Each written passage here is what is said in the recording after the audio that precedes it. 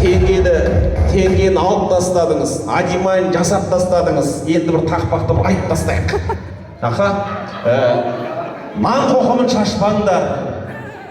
О, білеміз, әні.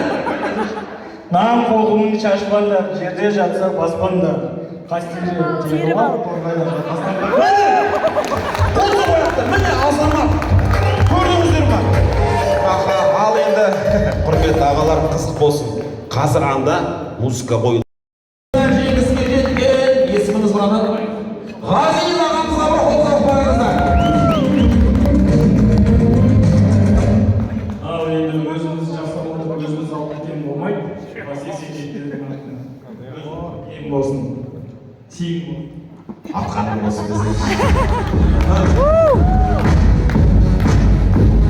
Мінекей осындай дүбірлеріңізге де құрметтеріңіз арта берсін. Тамаша қараңыздаршы.